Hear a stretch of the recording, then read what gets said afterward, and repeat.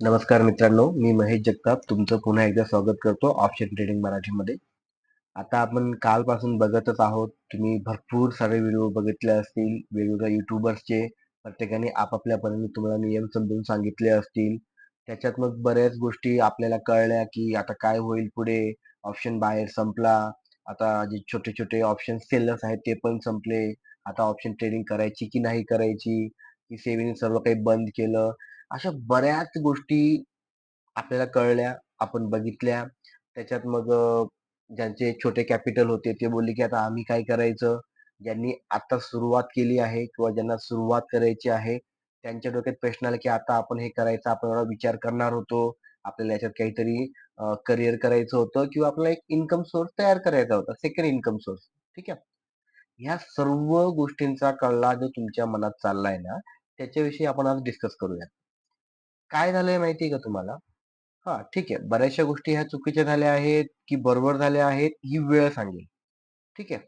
आता जे झालं आहे आपण त्याच्यावर बोलूया. नोव्हेंबर 20 पासून काय होणार आहे माहितीये का? कॉन्ट्रॅक्ट साईज वाढणार आहे. म्हणजे किती? एक दीड महिन्यानंतर. आत्ताच मागे जेव्हा मिड कॅप आलेलं होतं, मिड कॅप जेव्हा आलं तेव्हा ते 75 त्याचं लॉट साईज होती. ठीक आहे. आणि त्याच्यात जेव्हा ट्रेड केला जायचा त्याला किती पैसे लागायचे?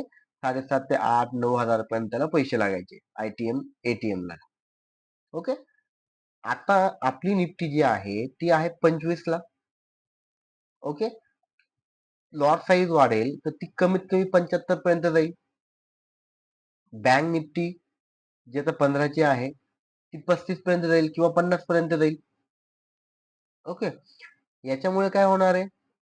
लॉट साईज वाढेल, पैसे वाढतील. मग बरेच जण म्हणतात की बायर्स नुकसान करतात, मग आता मोठ्या प्रमाणात नुकसान करतील.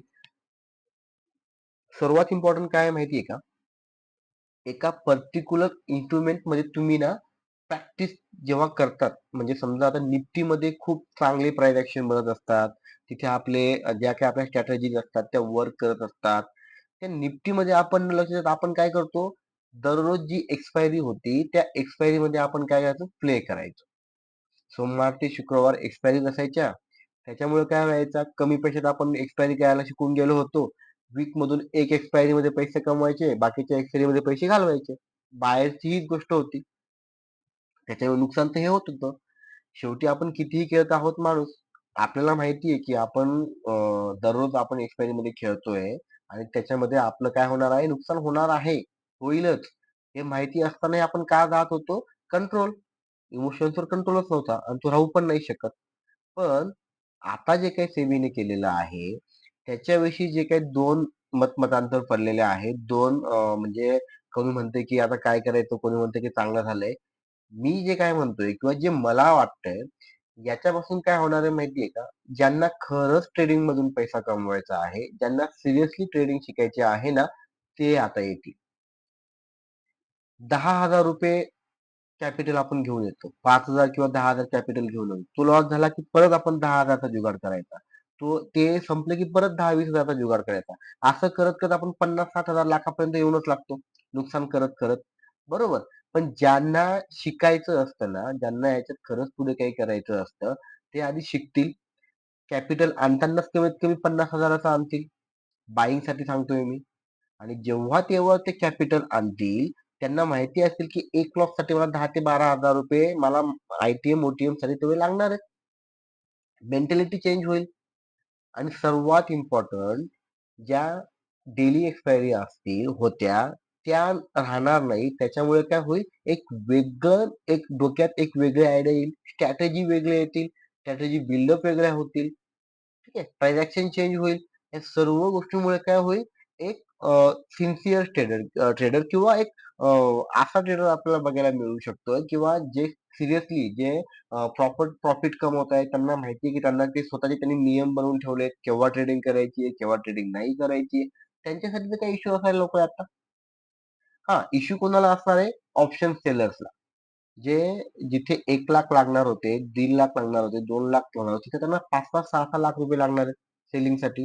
जे छोटे छोटे सेलर्स होते, जे बिचारे एक एक दोन दोन लॉट सेल करून एक व्यवस्थित प्रॉफिट करत होते, त्यांना इश्यू आणणार आहेत. त्याच्यात पण त्याच्यात पण मग ते काय करतील, त्यांची लॉट साईज कमी करतील. लॉट साईज कमी करतील म्हणजे काय, जे ते जेवढ्या लाखाने ते म्हणजे त्यांना पैसा घेऊन ते सेलिंग करत होते, त्यांची ते कॅपिटल वाढवतील आणि जिथे ते 2 किंवा 3 लॉटने सेलिंग करत होते, ते 1 लॉटने सेलिंग करतील. पण कोणी ना कोणी आपल्या आपल्या पद्धतीने ते मॅनेज करणार म्हणजे करणार. असं नाही की मग ट्रेडिंग संपलं, ऑप्शन ट्रेडिंग संपली, आता काहीच होणार नाही. याच्यामुळे जेन्युइन ट्रेडर जे असतील, ज्यांना खरंच काहीतरी करायचं आहे, ते नक्कीच येतील. आणि ते त्या पद्धतीने शिकतील आणि पैसाही कमवतील. असंही बरेच जण 3-3, 4-4 लॉटमध्ये ट्रेड करत होते. आता त्यांना ॲटलीस्ट कळेल की एका लॉटने आपल्याला प्रॉपर प्रॉफिट कमवता येऊ शकतो. हाच सर्व काही आहे.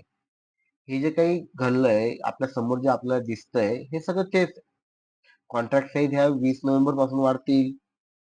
ठीक आहे. एक्सपायरी ज्या होत्या त्या आता NSEला, BSEला कोणतीतरी एक इंडेक्स निवडावी लागणार आहे ट्रेडिंगसाठी एक्सपायरीसाठी.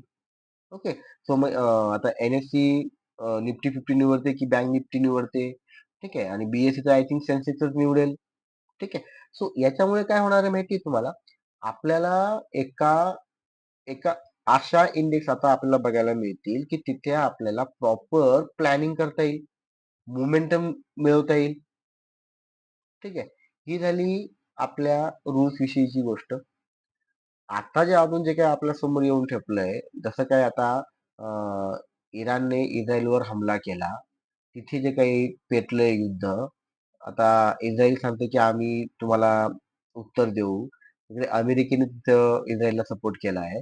अशा बऱ्याचशा गोष्टी घडतायत.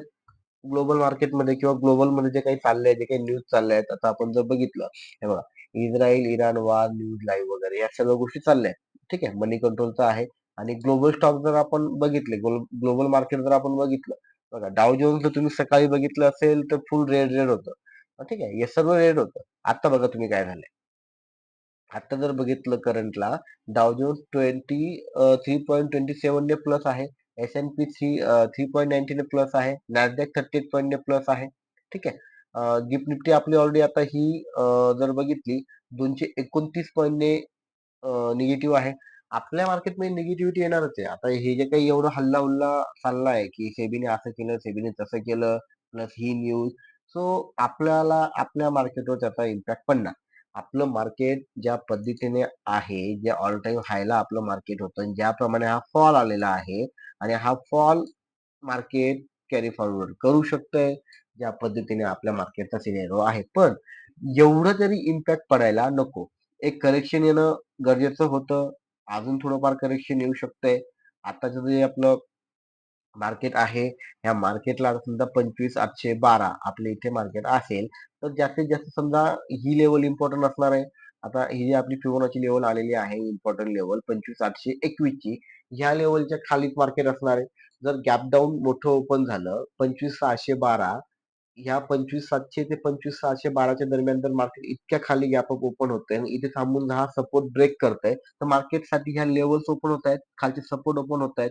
पण तिथेही एवढ्या इझिली मार्केटला खाली जाऊ देतंय की नाही जाऊ देत ते पण आपल्याला बघावं लागेल. किंवा मार्केट एक शार्प खाली येऊन परत वरती रिकव्हर करू शकतंय. काय आहे, आपण ट्रेडिंग जी करायची असते, ती आपल्या स्ट्रॅटेजीने ट्रेडिंग करायची असते. आणि त्याच्यासाठी आपल्याला स्ट्रॅटेजी बिल्ड करणं, त्याच्यावर ट्रस्ट करणं, शिकणं, ह्या गोष्टी खूप इम्पॉर्टंट असतात. जे काही एका कोणीतरी आणि अशा न्यूज आत्ताच थोडी आली. याच्या आधी पण असे भरपूर सारे सर्क्युलर येतात, न्यूज येतात, बाहेर युद्ध होतात, भरपूर साऱ्या ग्लोबल वेगवेगळ्या न्यूज येतात, त्याचा इम्पॅक्ट मार्केटवर पडत असतो. सो आपलं काम काय आहे, या सर्व बातम्यांना, येणाऱ्या घडामोडींना व्यवस्थित कॅल्क्युलेट करणं, आपली स्ट्रॅटेजी त्याच्याविषयी काय बोलतंय, आपल्याला काय वाटतंय, आपण काय करायला हवं, संयम, आपली प्रॅक्टिस आणि आपला स्वतःवर असलेला विश्वास. हेच आपल्याला शेवटी अल्टिमेट सर्वांना पैसाच कमवायचा आहे. काहीही, कुठलंही काहीही झालं तरी आपल्याला काय कमवायचं आहे? पैसा कमवायचा आहे. होतंय काय? चला आता उद्या मार्केट फुल खाली पडणार आहे. पटपट पुट घ्यायचं आणि विषय संपवायचा. सावकाश सगळ्या गोष्टी बघून घ्यायच्या. व्होलॅटाईल मार्केटमध्ये समजा आपल्याला नसेल, अजून तुम्ही नवीन असाल, सुरुवातच केलेली असेल किंवा करायची असेल, करणार असाल, तर आधी थांबून घ्या. उलट आता जे नवीन ट्रेडर्स असतील, ज्यांना शिकायचं असेल त्यांच्यासाठी खूप चांगली संधी आहे.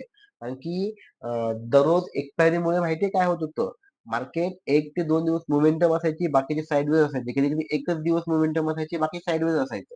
आता काय होऊ शकतंय, काही दिवस लिक्विडिटीचा प्रॉब्लेम येऊ शकतोय, पण प्रॉपरली मोमेंटम आपण कॅच करू शकणार आहोत. निफ्टी ही परफेक्ट स्ट्रॅटेजी बिल्डिंगसाठी इतकी परफेक्ट आहे. निफ्टीची जर लॉट साईज वाढली, तर जिथे समजा आता कोणी 10-10, 15-15 लॉटने, 20-20, 25-25 लॉटने करत होतं, क्वांटिटीने करत होतं, ते आता कमी याच्याने करतील, पण स्ट्रॅटेजी बिल्ड होईल, प्रॉपर पैसा होईल. हा विषय पण आपण करायला हवा. ठीक आहे. प्रॅक्टिकल गोष्टी, निगेटिव्ह गोष्टी आपण आधी लवकरात लवकर ऍक्सेप्ट करतो. पण जे खरंच आपल्या समोर वाढून ठेवलंय, ज्याच्याने प्रॅक्टिकली आपण काहीतरी पैसा कमवू शकतोय, याचा विचार आपण करतच नाही. ठीक आहे. जर उद्याचं आपण मार्केट बघितलं, आपण डेटा बघूयात, ऑप्शन डेटा बघूयात. ओके. बघा, आत्ताची 25,796 जी निफ्टी आहे, ठीक आहे. म्हणजे आपण 25,800 कन्सिडर करूयात. ओके. म्हणजे 25,800 ला इथे कॉलवाले जास्त आहेत. ओके. 25,800 ला कॉलवाले जास्त आहेत. म्हणजे 25,750. हे बघा. म्हणजे कुठे हो? जर हा सपोर्ट बघितला 25,725 चा आपला जो सपोर्ट आहे, हा सपोर्ट जर मार्केट ब्रेक करते, तर त्याला खाली हा सपोर्ट आपल्याला दिसतोय 25,612 चा. ठीक आहे. शार्प एक मुवमेंट किंवा इथे मार्केट कुठेतरी ज्या पद्धतीने निफ्टीचं आपण बघितली, उद्या जर market 200-250 point gap down open झालं किंवा 100-150 पॉईंट जरी गॅप डाऊन ओपन झालं, हा सपोर्ट तो मार्केट ब्रेक करतंय किंवा इथे येऊन परत वरती यायचा प्रयत्न करतंय. शार्प एक मोमेंटम येते मोठी. तर मग इथे आपल्याला हे सपोर्ट 25,612 चा सपोर्ट आपल्याला हा कामी येणार आहे. ठीक आहे. त्याच्यासाठी आपल्याला आधी मार्केट ओपन होऊ द्या. पहाटे जेव्हा आता आपली गिफ्ट निफ्टीचं जेव्हा सुरू होईल रात्री, पहाटे जेव्हा आपल्याला कळेल 8-8:30 पर्यंत आपल्याला बऱ्याचशा गोष्टी क्लिअर होतील. त्याच्यानंतर आपल्याला कळेल की काय करायला हवं किंवा काय नको करायला हवं. कोणी जर पुट कॅरी फॉरवर्ड केलं असेल, त्यांनी बघा त्यांना तुम्हाला काय वाटतंय. कोणी कॉल कॅरी फॉरवर्ड करून गेलेला असेल, तर त्यांनी त्यांची स्ट्रॅटेजी बिल्डअप करायची. या सर्व गोष्टी आहे ना आपल्याला ह्या नकळतपणे कळत असतात आणि आता कोणी समजा तुम्ही स्ट्रॅटेजी म्हणजे तुमच्या डोक्यात असेल की नाही मार्केट तर आपल्या याच्या खालीच आहे आपल्या काय म्हणता जी गोल्डन झोन आहे त्याच्या खालीच मार्केट आहे त्याच्यावरती जात नाहीये मार्केट. मग मी कोणी म्हणते चला सर इथून तर आता मार्केट चाललंय वरती, मार्केटच्या खाली येत नाहीये. कॉल मी कॅरी फॉरवर्ड करून जाणार आहे. या सर्व गोष्टी आहेत ना, या सर्व गोष्टी आपण आपल्या पद्धतीने बिल्ड करत असतो. ठीक आहे. सो बघूयात काय होतंय उद्या मार्केटमध्ये. फक्त माझं जे एक सांगणं जे होतं सेबीचं जे सर्क्युलर आलं, त्याच्यामध्ये ज्या पद्धतीने ऑप्शन बायर्स विषयी जे काही आता व्हिडिओ मी बघितले, खूप सारे व्हिडिओज बघितले आणि तिथे ज्या पद्धतीने सांगण्यात आलंय, की जेव्हा ज्या पद्धतीने कमेंट्स मी रीड केल्यात, पण त्या कमेंट्समध्ये जेव्हा खाली बरेचसे कमेंट्स अशा आल्या आहेत, तुम्ही बाकीचे YouTube व्हिडिओ तुम्ही बघितले असतील, कमेंट रीड केल्या असतील, तर त्याच्यामध्ये सुद्धा जे जेन्युइन आहेत ते काय बोलतात, की आम्हाला माहिती आहे की काय करायचंय. आम्ही आधीही सावधानतेने ट्रेडिंग करत होतो. एवढंच आहे की आता लॉट साईज कमी करावी लागेल, पण उलट स्ट्रॅटेजी बिल्ड व्हायला आता मजा येईल. आता काहीतरी वाटेल की मार्केट काय होत होतं बघा ना तुम्ही मार्केटमध्ये. केव्हा तरी एक मोमेंटम येत होती, बसून राहावं लागत होतं. अजून दीड महिन्याने काहीतरी मोमेंटम चेंज होतील. ठीक आहे. स्टॉकमध्ये जास्त लोकं जातील, स्विंगमध्ये जातील. पण उलट ह्या जिथे ज्या इंडेक्समध्ये प्रॉपर पैसा कमवायची आपल्याला एक प्रॉपर अपॉर्च्युनिटी भेटत भेटत असते ना, आता उलट त्या स्ट्रॅटेजी बिल्ड करायला मजा येईल. जे जे शिकलोय, ज्याप्रमाणे ओघाटाप्रमाणे आपण शिकलो आहोत किंवा मी जे तुम्हाला शिकवलं आहे, त्याच्यात म्हणजे माझ्या स्टुडंट विषयी जे तुम्ही स्टुडंट माझे व्ह्युअर्स आहेत, मी तुम्हाला सांगतोय, आता तुम्हाला तुमच्या स्ट्रॅटेजी बिल्ड करायला, त्याच्यावर तुम्हाला ट्रस्ट ठेवायला आणि प्रॉपर ओघाटाविषयी तुम्हाला आता कळणार आहे. ठीक आहे. आणि बाकीच्यांनी कमेंट्समध्ये सांगा तुम्हाला काय वाटतंय जे कोणी ट्रेडिंग करत असेल किंवा ज्यांना आत्ताच शिकायला 2-3 महिने त्यांनी सुरुवात केली असेल, तुम्हाला काय वाटतंय? तुमच्या मनात काय आहे? त्याच्याविषयी आपण परत एक डिस्कस करूयात. ठीक आहे. पण मला तरी वाटतंय की पॉझिटिव्ह वेव्हने घ्यायला हवं या गोष्टी. भरपूर साऱ्या गोष्टी घडणार आहेत.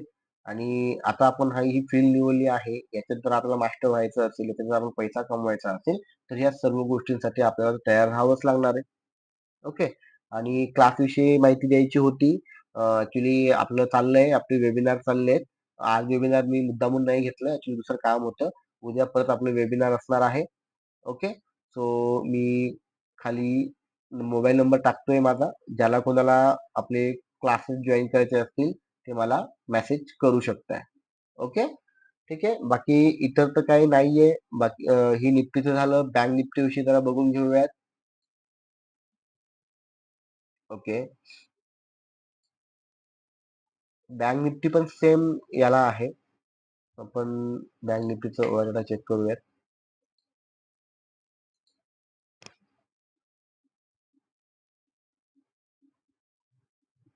ओके.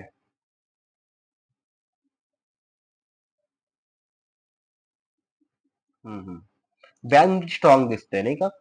ओके. बघा. आता 52,980. ओके. 52,980 ला बँक निफ्टी आहे. तर 52,900. ओके. 53,000 ला बघितले कॉलवाले खूप जास्त आहेत आणि 52,900 ला बघितले तर पुटवाले खूप जास्त आहेत. ओके. म्हणजे इझिली पण उद्या जो ज्या पद्धतीने मार्केट ओपन होईल, जर समजा आपल्याकडे निगेटिव्हिटी जास्त असली किंवा आपण एक गॅप डाऊन ओपन करायचा प्रयत्न केला, सेम ॲज इट इज जर गॅप डाऊन ओपन झालं, 52,731 ला जर गॅप डाऊन ओपन झालं आणि जर हा सपोर्ट नाही ब्रेक करू शकला, तर इथे थोड्या वेळ थांबून मार्केट थोडं खाली येऊन मार्केट पुन्हा वर जायचा प्रयत्न करू शकते. तर सरळ खाली येऊन इथे कुठेतरी ब्रेक घेऊ शकते. का? की एवढ्या इझिली आपण आपला जो रन चाललाय हा बुल रन चाललाय. पण जे ग्लोबल सेंटिमेंट चाललंय, जे काही घडतंय बाहेर, त्याचा इफेक्ट जर आपल्या मार्केटने निगेटिव्ह घेतला, तर मग मार्केटमध्ये एक आपल्याला फॉल बघायला मिळू शकतोय. त्याच्या पद्धतीने आपल्याला बघायचं आहे. आपली स्ट्रॅटेजी कशी बिल्ड होते, आपला सेटअप कसा वर्क करतो, त्याप्रमाणे आपल्याला तो इंडिकेट करतोय का? त्याप्रमाणे आपण आपलं उद्याचं मार्केट आपल्याला प्ले करायचंय. ओके. अजून तुमचे काही प्रश्न असतील तर कमेंटमध्ये मला सांगा. आपण त्याच्याविषयी डिस्कस करूया. ओके. आणि तुमचं काय मत आहे सेबीच्या रेग्युलेशन विषयी तेही मला कमेंटमध्ये सांगा. अजून आपण काय डिस्कस करायला हवं, याच्यामध्ये आपण अजून काय न्यू करू शकतोय तेही मला सांगा. आपण त्याच्यावर नक्की डिस्कस करूया. ठीक आहे. Thank you. All the best.